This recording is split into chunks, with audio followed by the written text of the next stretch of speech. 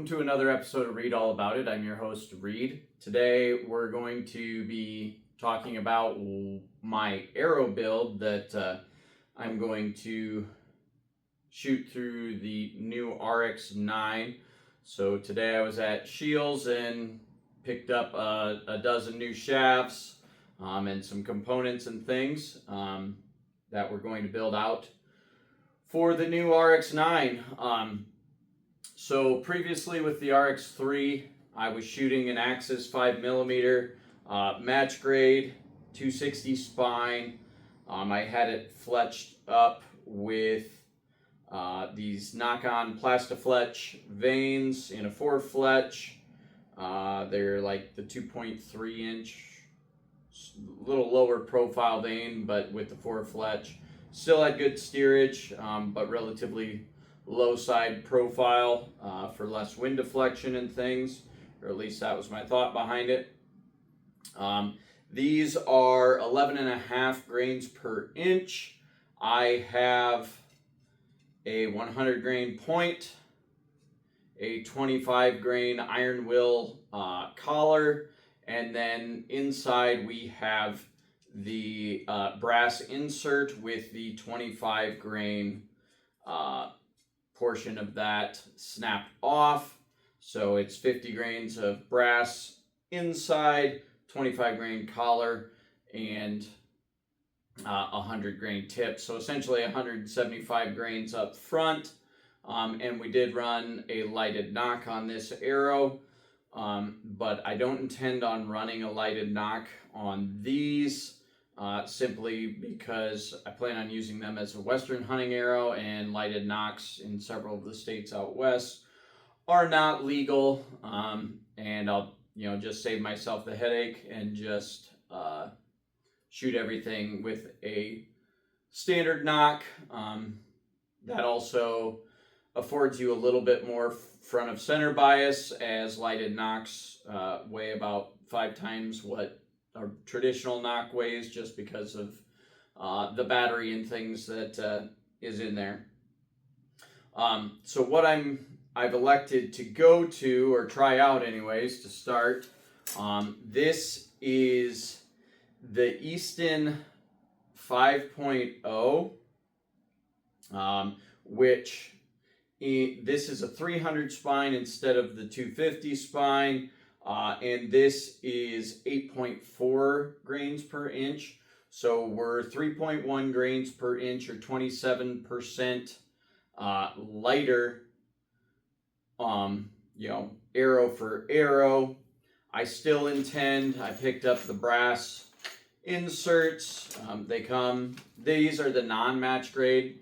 I didn't elect to go with the match grade out of the box, and I've got a set of the regular Easton Axis 5mm as well before I bought the match grade, because I wanted to save a little bit of money out of the gate in case it isn't the arrow that I ultimately settle on, because I wanted to try it out first before I invest a ton into it.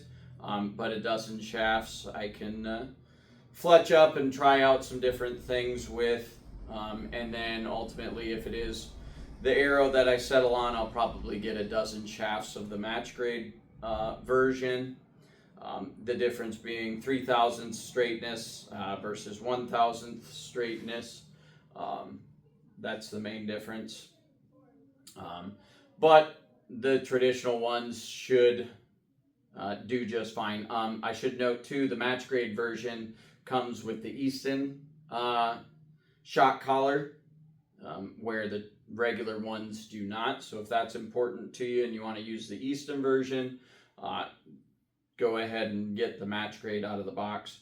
I plan on getting iron will shock collars for these, but these are slightly different diameters, so they take a slightly different shock collar.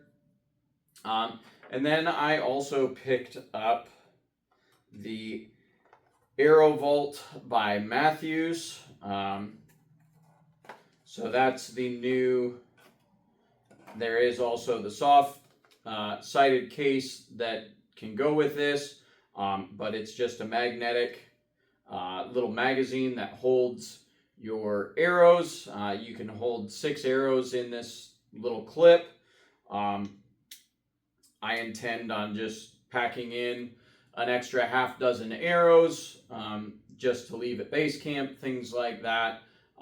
So, you know, if I shoot a stump or whatever, and just to make sure my bow is sighted in or whatever, you know, grouse, you know, something like that, and I need to switch out an arrow, I'll have enough to do so. But always good to have a little bit of backup. Don't intend on packing them with me every single day. But just a nice, small, compact accessory to accommodate that. That doesn't take up a lot of real estate. Pretty lightweight.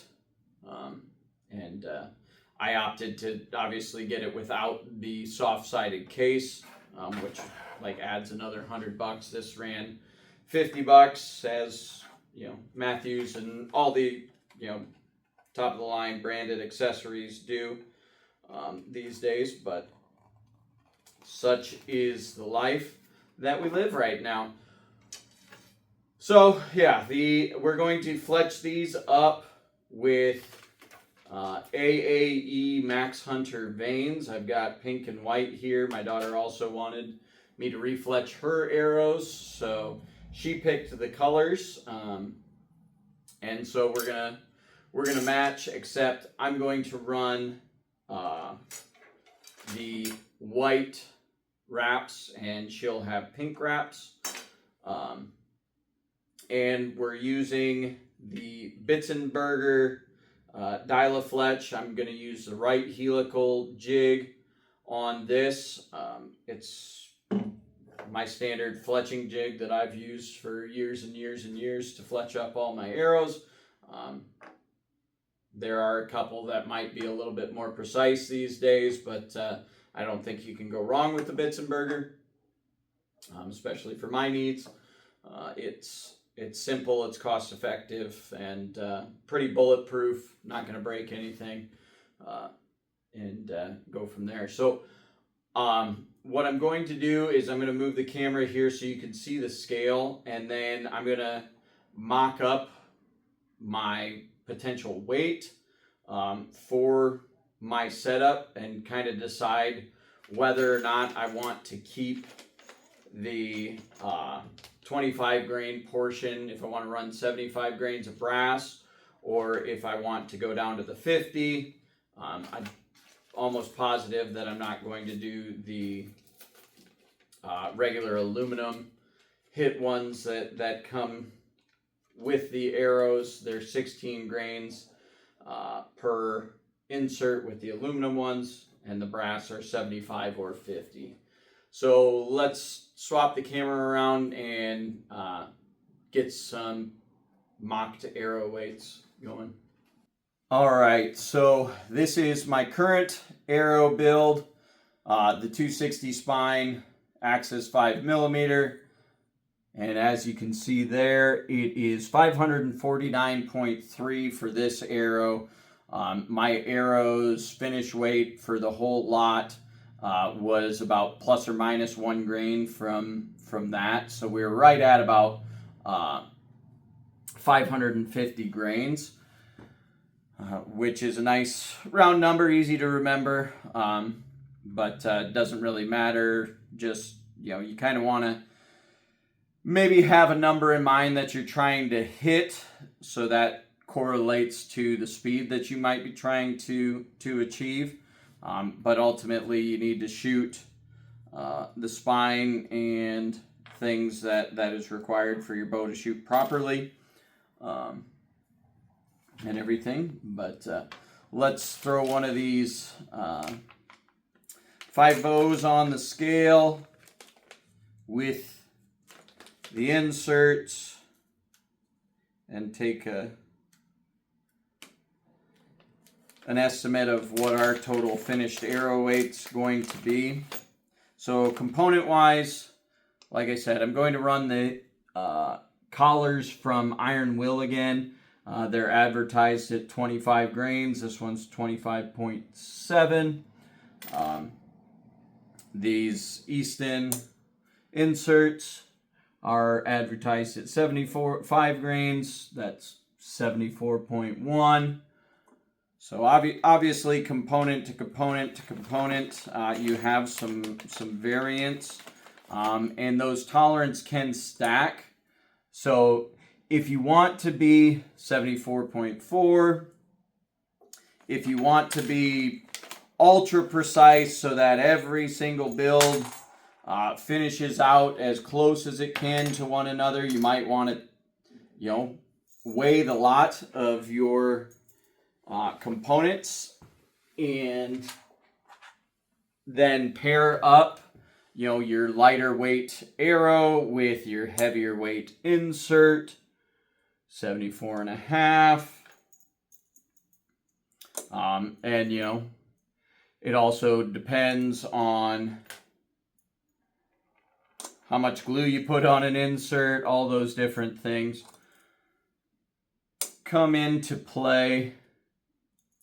But yeah, as you can see, we're averaging about a half grain light on those components from Easton versus what they're advertised at.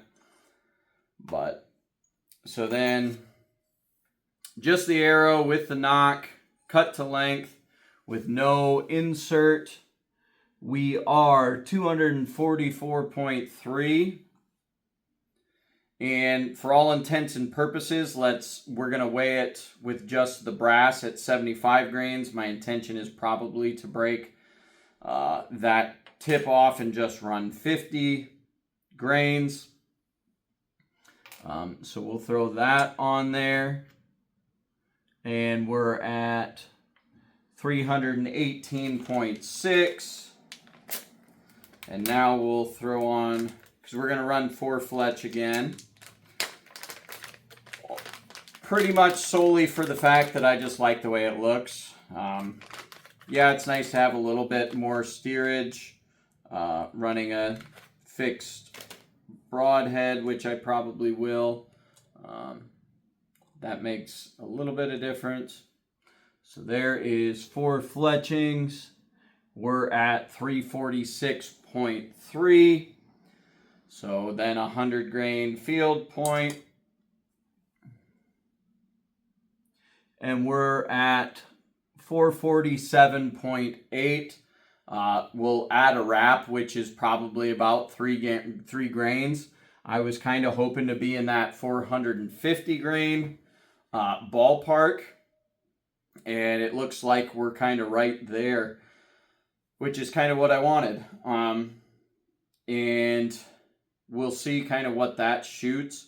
I'm hopeful that the 300 grain or 300 spine is fine out of my draw length at 80 pounds with the weight that I am putting up front. If I was going to go heavier on the front, I'd probably want to go down to the 250, 260 deflection spine.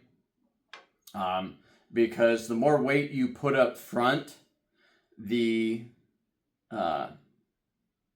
more effect it has on that spine, because you have that mass at the front of the arrow that has a high moment of inertia, meaning it wants to stay at rest, and it's a dense part. So it has more inertia than lighter mass at the front of your arrow.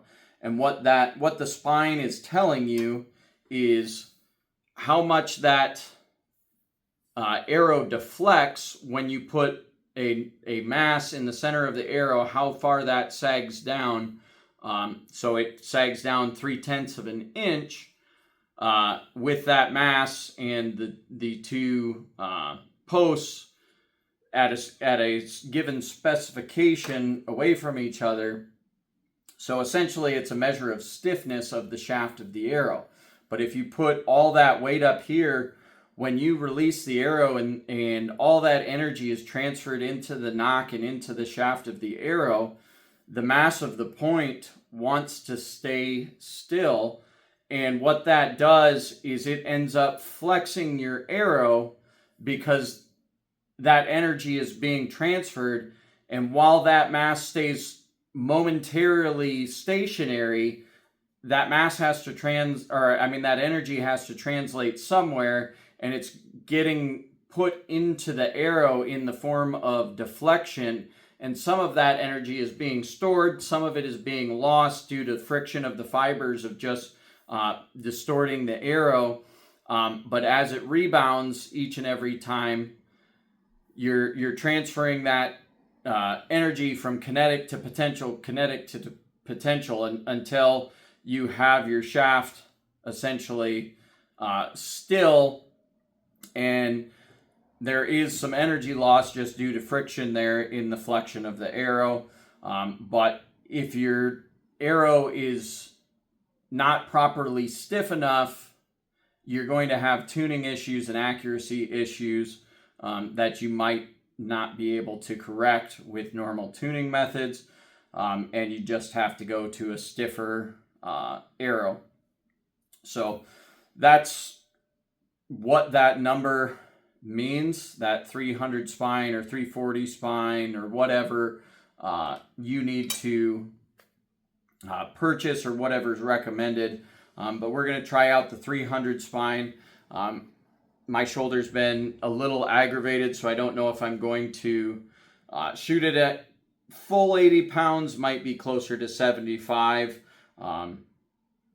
for most of the summer, which is kind of what led me to the 300 spine. But yeah, this looks like what my finished arrow weight is. So I'm not going to do a fletching video here for you guys. I just kind of wanted to show you what my arrow build was.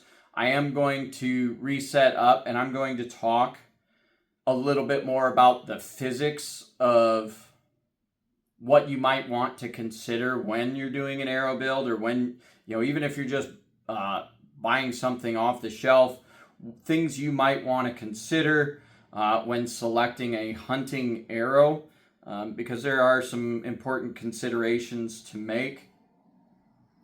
So we're going to go ahead and sit down and do some fletching here. I'll get back with you guys here at the end with a couple of my finished arrows, and we'll give you a rundown on it. And then we will also talk more about the physics side of what kills an animal and what you want to consider when making a selection on arrows. All right, so we got 3 of the Easton 5.0s fletched up here with the AAE Max Hunter vanes.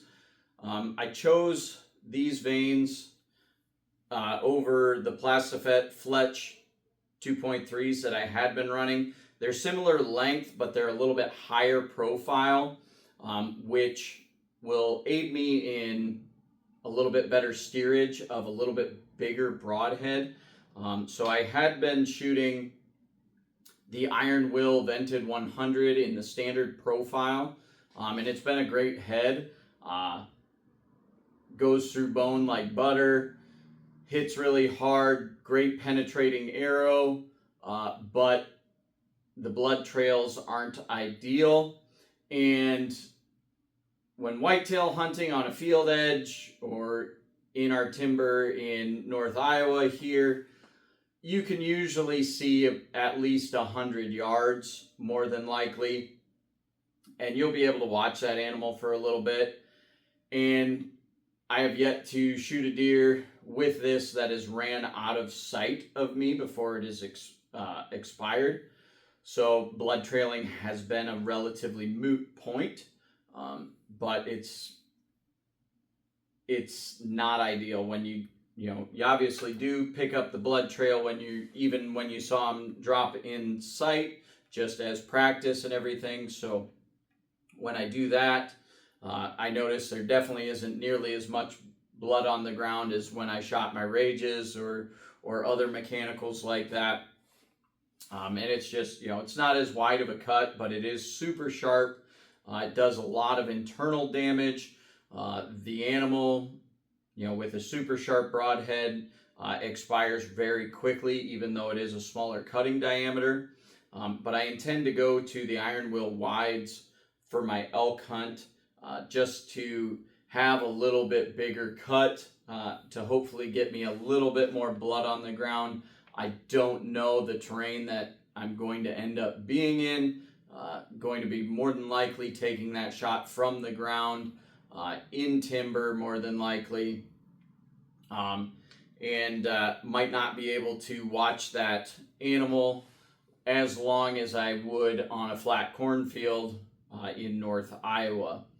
So I want to have a little bit more opportunity for a blood trail. And an elk is just a really big animal. I want to cause as much damage as I can, but still have a great penetrating arrow. So that's kind of why I am leaning that way towards the wide on the head. I'll also likely have 2 mechanicals in the quiver as well. More than likely the Sever broadhead is kind of what I'm leaning towards there. And that'll allow me, if I get an arrow in an elk and he runs out there to 70, 80, 90 yards and is standing there, and I can knock another arrow and potentially take another shot, I'm going to do so. And that mechanical head will allow me that flight, that accurate flight at those extended ranges better than that wide will. But that's kind of why I chose the vanes that I did. And I kind of treat my arrow build thought process in a similar fashion as I do my load development for my rifles. So if I'm thinking about what load I want to take hunting, for example, out of, like, say, my 6.5 PRC, I'm going to choose a bullet and a powder that's going to achieve the velocity that I'm trying to get with that projectile. So, like, let's say, for example, I want to reach 3,000 feet a second out of my rifle. I know I have to have adequate barrel length to be able to achieve that. And then my bullet has to be light enough that I can achieve that out of that barrel length, given the powders that are available as a reloader. And there's tons of reloading data available, and you can choose those things as you see fit, and you can set those criteria for yourself. But for me, if I'm trying to reach that out of a 24-inch barrel, I'm probably not going to lean towards the absolute heaviest bullet I can get, like the 156 EOL Burger. I might drop down to a 153.5 Burger or a 147 ELDM out of my 24-inch barrel. With Reloader 26, I can reach 3,000 feet a second with those bullets if that's kind of the threshold that I want to achieve. With those bullets, I'll have less wind deflection, I'll have predictable flight, all those types of things. Same thing goes for my arrow. If, say, I wanted to reach, a 310 feet per second, as you guys saw in that first video, my 550 grain arrow just won't do that, even at 80 pounds and my 29-inch draw length. Just like my barrel length is fixed, my draw length is fixed. I can't add another 2 inches to my draw length because I won't shoot that accurately. Same thing with my rifle. I can't just add 2 inches to the barrel just because I want a little bit more velocity. All things being equal, adding draw length is going to add considerable speed to your arrow. But when you're the height you are, if you've got a 27-inch draw length, that's what you've got to work with. Yes, you can add draw weight to increase your speed, but at the same expense there. You've got more wear and tear on your body, things like that. You need to train. You need to be able to pull that in the moment of truth. And so those are all considerations. A lot of it is fixed. When you come to your arrow, you can choose a lot of different components to reach a certain certain speed or velocity or design or to fit the criteria of what you're going to do. Going out west, the opportunity for a really, really close shot is great, and just as well as a pretty far shot. So practicing and knowing your equipment and all those things is vital, but also having the right tool for the job when the moment of truth comes is also vital. And so when you think about putting an arrow together for hunting, we need to understand what that arrow does terminally, just like you do when you have a bullet selection. You need to understand not only the external ballistics, so that's the ballistics of the arrow, of the bullet in the air when it's left the bow or left the rifle. You need to have that dialed in, but you also need to understand what the terminal ballistics of that projectile are when it encounters what it hits. So in this case, ideally, the animal, when that hits, what is it going to do? And with an arrow, you have your broadhead, which cuts the tissue, creates the hemorrhage, ultimately kills the animal. But what delivers that is the arrow. And when you're thinking about penetration, you need something stiff and heavy enough that it's going to penetrate the animal, but you also need to find that balance of trajectory and flight, the external ballistics that marries up to that well. Because what ultimately happens when you encounter something more dense than air is things start to slow down, right? And momentum, just like I spoke about inertia earlier with your heavy point and the mass at the front of the arrow that causes it to flex. Same thing happens when we encounter something more substantial than the air. You start hitting an animal, and the momentum of the arrow wants it to continue at that same speed, but all the other forces that are acting upon it, as Newton's law states, an object in motion wants to stay in motion unless acted on by an outside force. That outside force being friction and the mass of the animal that wants to stop this. So if you hit something, a bone or, just the hide and flesh and muscle and all of those things that comprise an animal, they want to stop this, but you want it to keep going. And how you achieve that is by momentum. Momentum is going to try to drive this in further, but what's going to have the most momentum is the rigid stuff at the front of your arrow. That's why you hear people talk about FOC so much. Not only does it aid in an accurate arrow, because that point is going to resist wind deflection, it's going to resist all the other factors a lot more than this lighter, less dense, flexible part of the arrow. So this is going to drag it through the air. It's the same exact design essentially as a rifled slug, a Forster slug.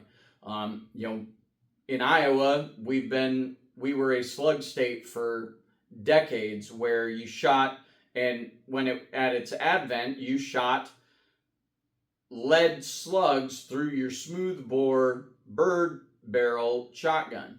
And the design of that slug was, the mass was biased to the nose of the projectile. It was a hollow base with rifled baffles on the outside of the lead, and that heavy nose aided its trajectory. The rifled slug actually doesn't really impart spin like rifling in a barrel of a rifle that stabilizes the projectile. What stabilizes a slug is all that mass at the nose of the projectile that pulls it through the air and maintains it on that same trajectory. Now, those riflings on the slug do likely impart some spin onto the projectile that also aids in stability, but that isn't its main stability factor. Same thing with the fletchings on an arrow. These aid in stability. They spin the shaft of the arrow. They create a drag profile on the back that keeps it in line with this wanting to go forward. So that's the design, and how that ends up working is very similar to a rifled slug, but this isn't the arrow isn't doing a lot of the driving into the animal, because what happens is when you start to meet resistance, the rest of this mass wants to continue forward as well, where most of the friction is being imparted up here. So what happens is, same thing, that shaft starts to flex, right? And when that shaft flexes, every single time we're losing energy in the system. Energy cannot be created nor destroyed. So it has to go somewhere, and it dissipates in the form of heat and sound and all of those things. That is energy leaving the system. And so we want to, as efficiently as we can, continue to transfer that kinetic energy and maintain that in the system as much as possible. And that's why the front of center mass of an arrow is so important, and why people talk about it so much.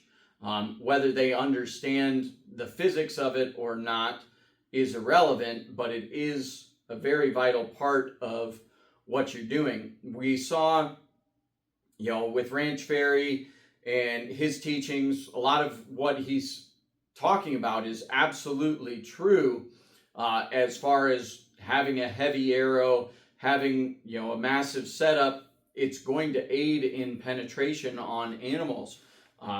But where I think we missed the boat there is marrying that to the external ballistics as well of the arrow, so that you have appropriate and proper penetration, which can be achieved by the design of your broadhead and sharpness and shot selection and all of those things that go into putting the animal down, that you don't need a 650, 700 grain arrow to be able to achieve that, only going 210 feet a second. Now, if I was shooting traditional equipment, things like that, where my range is going to be limited no matter what, I want something that is designed with more of the emphasis on the penetration. When we're talking about compound bows and what they're capable of technologically, there's far more energy in this stored more efficiently that can translate into kinetic energy. So trading off some of that mass for some velocity can aid you in being able to extend your ethical range that you're able to engage animals at. So that's kind of why I've chosen the setup I have. As you can see in the industry, there's been, that pendulum swings, and what we're seeing right now from demand from shooters and hunters is lower grain per inch, but still the same deflection arrows that are durable and all of those things, and accurate, that hit that sweet spot that a lot of hunters are trying to achieve. They tried that really heavy setup. They've tried the lighter stuff with what was on the market. The arrows may or may not have been as durable. The componentry that was available 10 years ago wasn't nearly as customizable as it is now, with all the collars and the inserts and nocks and fletchings and broadheads and everything that we have to choose from. It can be a slightly daunting task to decide what you want to shoot, for a hunting setup.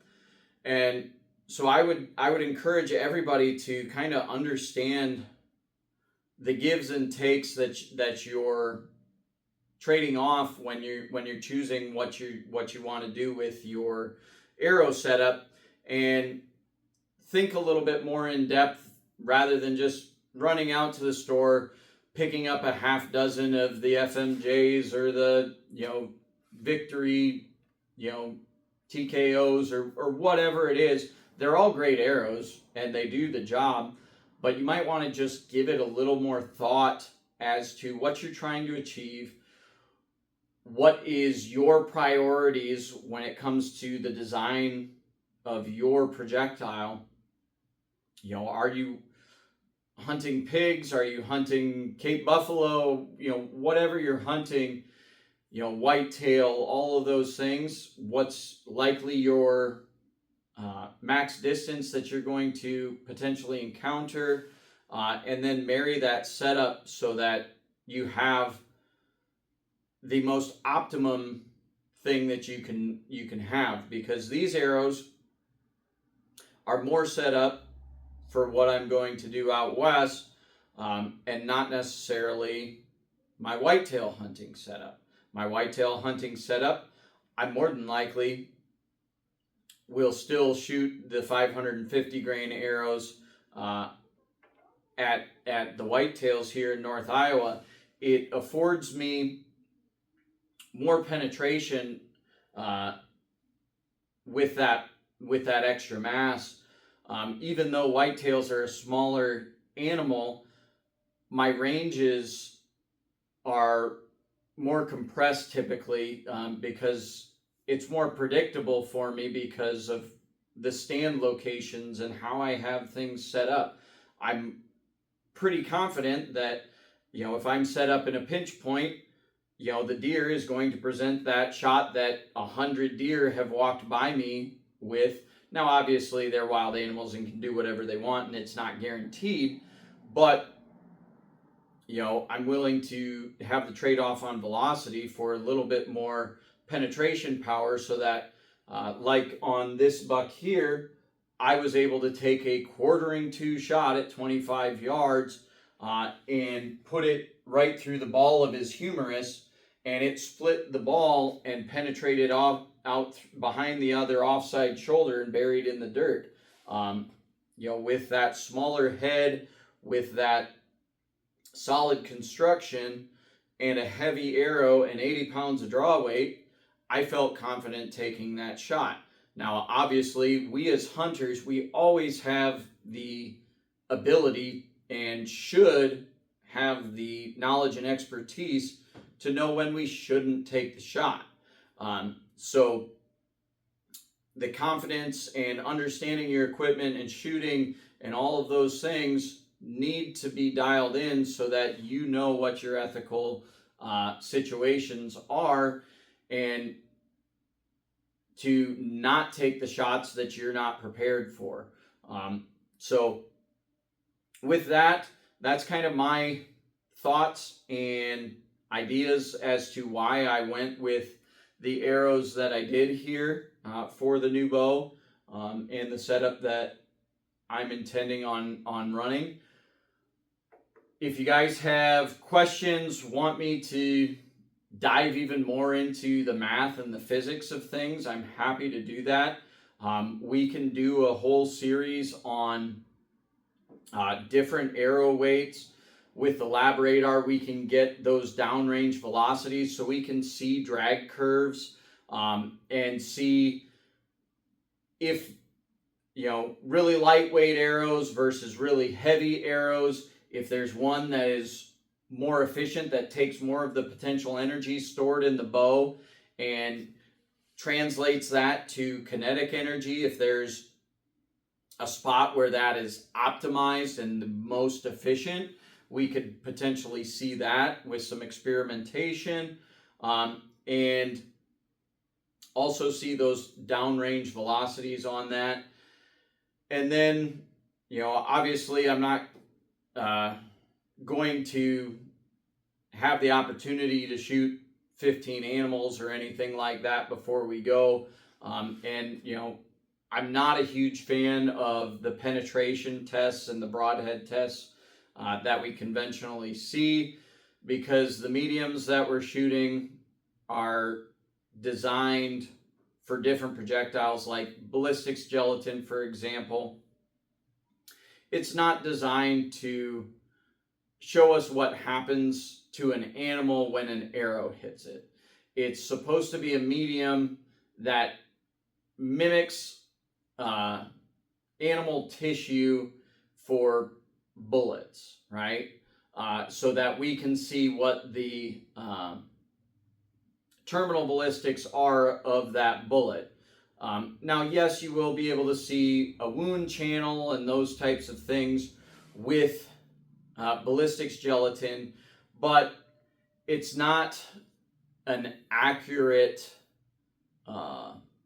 depiction of penetration capabilities because of the friction and the way that it just, interacts with an arrow versus a bullet. So it isn't a good penetration test. Same thing with, just shooting arrows into a target.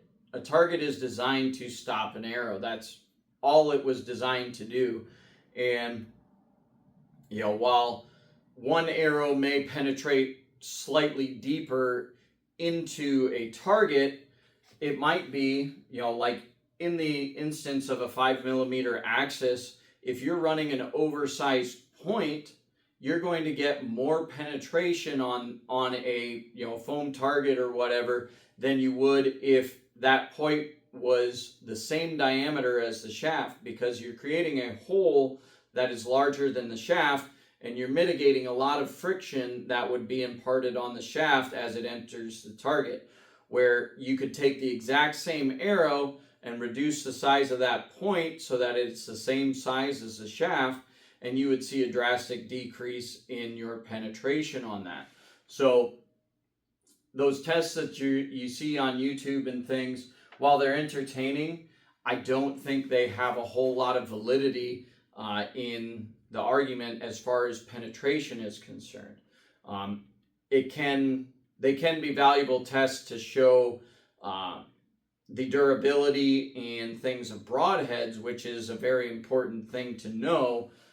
But as far as penetration capabilities, I think they're very, very flawed. And I think about the only thing that we should be testing penetration on is animals. Now, it doesn't have to be a live animal. If you had a pig farm and were slaughtering pigs and you wanted to hang up 4 different pigs and shoot through them in different ways, I think that would be a very valid test. But we have to use the anecdotal evidence of our hunting experiences. And, in a good year, you might, in Iowa, have the ability to shoot 3 or 4 deer with your bow in a given year, unless you're doing a bunch of urban hunting or in a county where you can get unlimited doe tags or whatever, and you're just out there hammering does all the time. Your average guy is going to shoot anywhere from 1 to 3 deer with his bow in a given year. If you go out west, you might be shooting 1 or 2 elk if you have multiple tags in multiple states. So we don't get a ton of exposure, and so we have to use the anecdotal experience from other people to help inform our decisions. And the other thing that robs your penetration is arrow deflection and non-linear flight. So that's why we need to tune our equipment. If you're shooting a bow and you don't know how to tune your bow, if you have never tuned your bow, if you just picked up your bow from a shop, they sent you on your way with, you know, a half dozen arrows and got you all set up and all those things, that's great. But if you didn't take time to learn how to properly shoot it, and then also have it tuned either by them or do it yourself so that you're getting perfectly true arrow flight, that is what's going to translate to penetration downrange. Because if this arrow's wobbling as it's flying through the air and you hit that animal and this arrow starts to deflect, that torque just completely dumps energy. And that's why you'll see somebody who shoots a ton of weight, he has a hard hitting setup, and if they hit the wrong thing when that arrow gets there and this arrow goes like this, all you're going to get is very minimal penetration, because you're increasing the friction, all that energy is flexing that arrow, and imparting that torque laterally in that animal, and all that energy then ends up dumping this way rather than pushing that broadhead deeper into the animal. Same thing goes in windy conditions. If you're shooting in windy conditions, what ends up happening is if the wind was, you know, pushing this way, it's going to hit the side profile of the arrow, and yes, it's going to push the entirety of the arrow this way, but it's going to have a more drastic effect on the vanes because they're higher profile. They're going to catch more of that wind.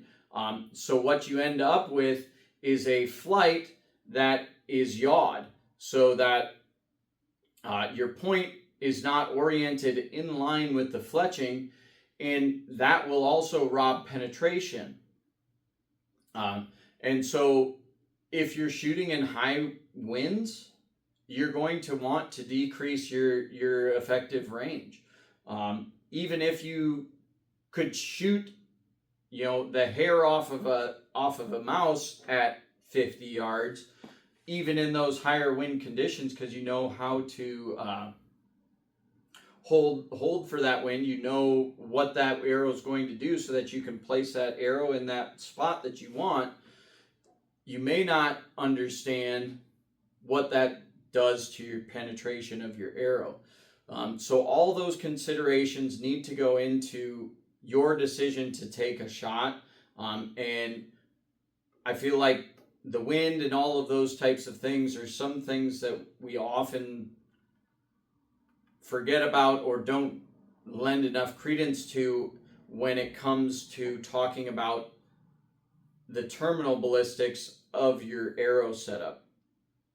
But I've rambled on enough about that. If you guys want to hear more about it or see what the calculations are as far as momentum, kinetic energy, all those types of things for different arrow setups, I'm happy to do a little bit more in-depth talk about that, and what each of those equations is made up of and how they interact with one another, and what your trade-offs are for doing different things. I'm happy to walk you guys through that.